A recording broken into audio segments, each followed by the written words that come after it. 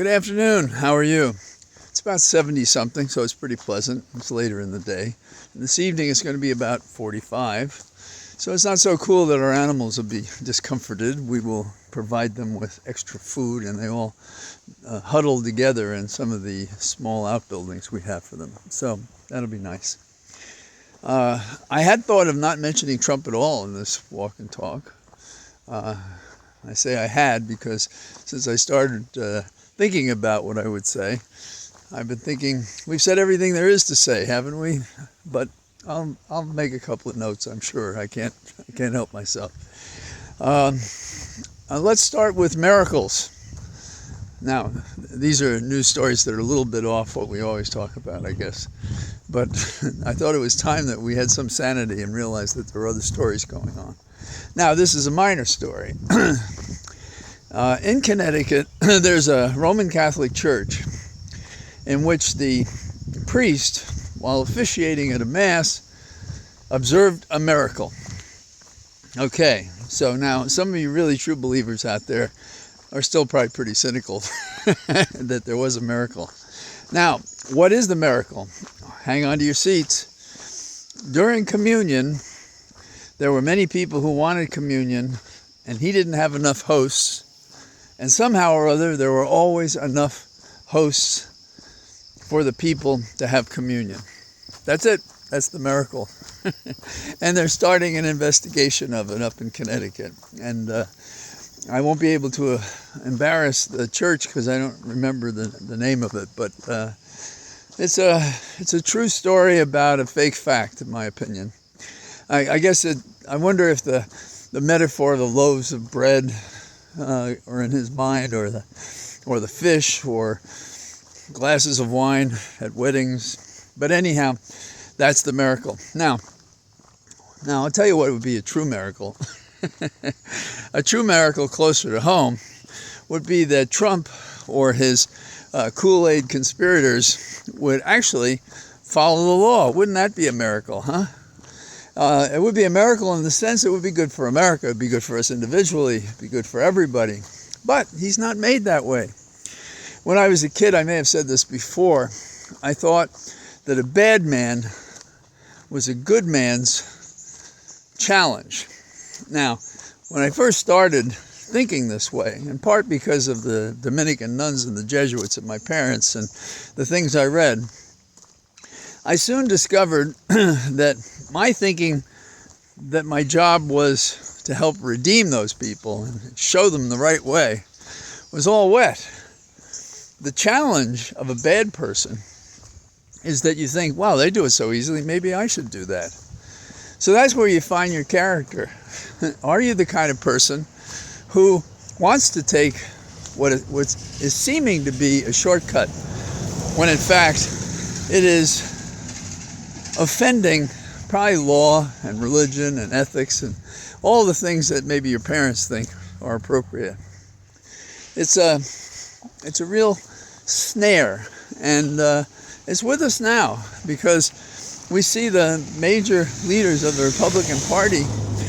They're in it 100%. So they think a bad man is a temptation, and they're embracing it in all of its glory. And that leads them down a path that I think is irredeemable. I mean, in this world, I don't think you have to worry about the pearly gates or the fires of hell. Right now, these people are doing these things, and they should suffer for it. They should suffer in the sense of our system of justice and so forth. But we'll go and see. Well, I can't pass this up. Trump called Smith a lunatic. Now, I want you to know that, and Smith is a special counsel, of course. Now, a few years ago, I actually did the Hannity show, and the issue was whether or not he could blame all Muslims for any violence, and I resisted that. And then we had a break, and during the break, Hannity looks at me, and he says, "You know, you're a lunatic with a bow tie." I wear that like a blue symbol, a scarf around my neck. But I guess they have no imagination. But I'm in good company now. Jack Smith has put himself out there, and he's considered a lunatic too. Maybe it's that Trump hangs out with Hannity so much that he talks in that language. But I'll tell you this. When Trump left the courthouse, instead of going to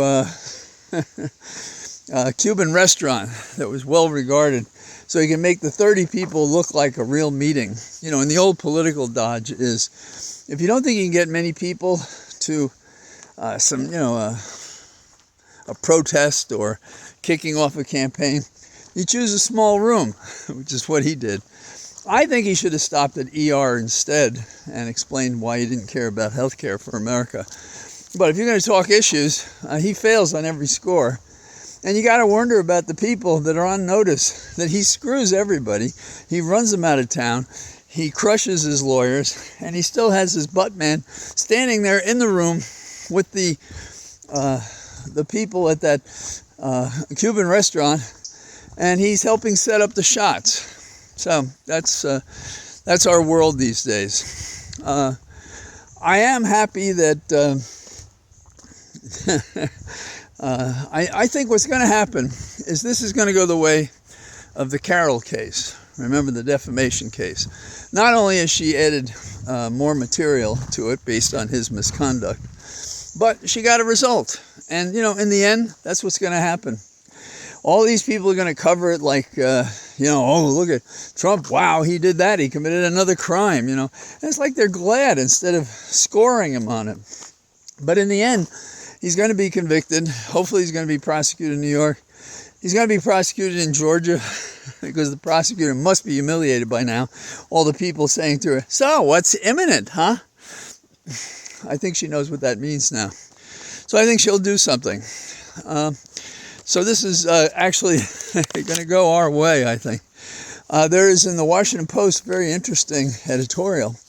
It shows how words in a book have been changed. For example, there was some passage in one book, and the word was a queer way or something. So they want to change that to peculiar. Come on. And there's a whole passage in Bond in which some people are changing that whole passage to something else. Well, I think if you didn't write the book, you can't revise it that way. You can't change a book that's been out there so long. PC, politically correct, it's not even incorrect to have some of these things. And free speech means exploring issues that we consider controversial and difficult and emotionally pull at us and frustrate us. And people find a way through life with books. It could be escape, it could be education, it could be seeing an emotion expressed by someone who in real life understands something. So, and it's very 1984-ish, on the theory that if I tell you what words you can use and only those words, you can't articulate and think in the other words that have been denied you the use of. So that's something. There's a peculiar case that shows us how irrational the world can be. A British woman, I think she's 40-something, has 3 children. She used the abortion pill, and they claim it was past the date of when you can have abortions in merry old England. And they prosecuted her criminally, and she's spending, I believe it's 28 months in stir in Great Britain. And I don't know if they care what's going to happen to her 3 children. Is that ever sick? We not only don't want to allow her to exercise dominion over her body, to avoid having a 4th child, and controlling how she can care for her children. But this prosecution means now she can't control how she cares for her other 3 children. That's outrageous. It's absolutely outrageous. It's cruel. It's not unusual, though, these days. So keep that in mind. In Ecuador, something interesting happened. I was just in a mood to stir around today, see what was going on. And in Ecuador, there was a woman, they believe died, 76 years of age. And they were with the coffin, and they heard her knocking on the coffin door. Isn't that terrible? "'Tis some visitor," I muttered, "only that and nothing more." And she was alive, but they were getting ready to bury her. So, it's just how clumsy can people be, I suppose. I mean, what test did they take to determine that she had passed? I don't know. There's an article that I saw today talking about more doctors should know about addiction. You know what that means? What that means is that, say you have a terrible pain, not an acute pain, it goes away in a couple of days from running when you shouldn't have lifted weights or something like that. Chronic pain lasts for months and months, perhaps your whole life. And if it gets so bad and you can't medicate yourself to reduce the pain from, say, a 10 to a 5, a 6, a 4, it's so excruciating, people commit suicide. I happen right now to be representing patients in a similar situation. They closed down a doctor, said he can't prescribe to anyone, and these people who need this pain medication for all the things that have happened to them, government doesn't care. Just withdraw. Well, people don't withdraw. What happens is they commit suicide. And several of the people I represented who were alive, since their prescriptions were cut off without any notice, literally hours of notice, a day's notice, because the DEA, in its infinite wisdom, closed them down. So several people died. And others are seriously fighting to survive and not commit suicide. So America, why do you think we have suicide? We have suicide because this life is not life at all. It's full of pain and suffering for some people. And when they have that, and they have no alternative, they commit suicide. They may self-medicate when they can't get pain medicine. They may drink. They may, find other ways. But those don't work. And as a result, we have suicides. Now, if we had a health system that cared for all people, like many other civilized nations, and in that respect, I make a mistake. So other civilized, it says we're civilized. If we're not providing health care to people, we're not civilized. Because that has a whole rolling effect. It's not only about the person that you're acknowledging and helping. It's an entire society that's dependent on each of us being as healthy as we can be. So, what is the answer? Well, the answer is not what they propose. More sentences, tough. The demand for medication for those who are legitimately in pain is enormous.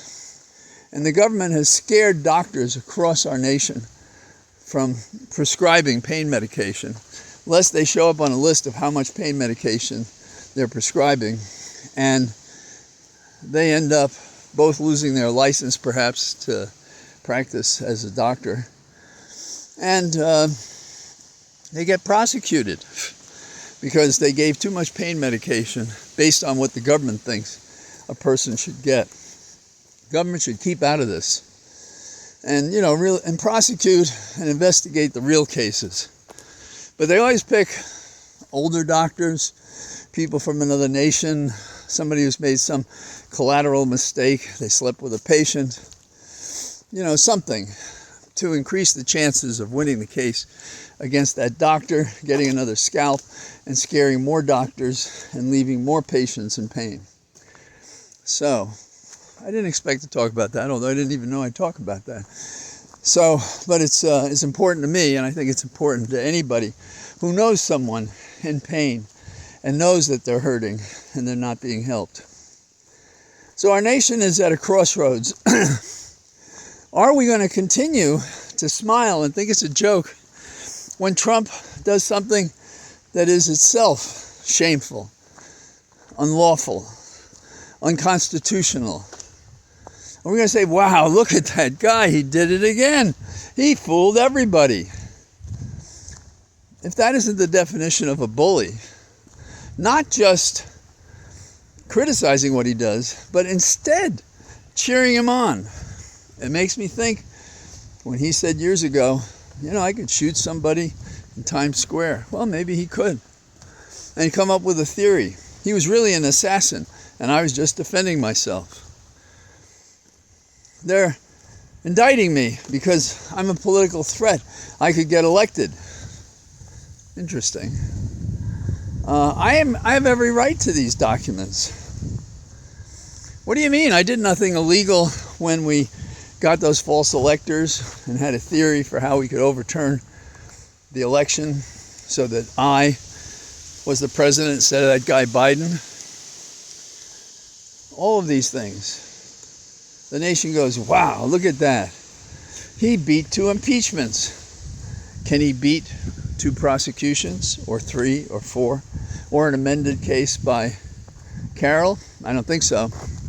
We're going to bring the bastard down, despite those people that think he's some sort of anti-hero that they should pay obeisance to. They should give homage to. He is a criminal, overweight with a long tie and a suit that doesn't quite fit, who pretends to be a golfer but lies about all his scores. And from beginning to end, every aspect of his life is a big narcissistic lie. And that would be fine if he didn't hurt so many people and this fine nation in the balance. So that's all I got to say. And welcome to my cathedral of trees, where right now there is not a single miracle going on except the miracle of a green life all around. Bye-bye.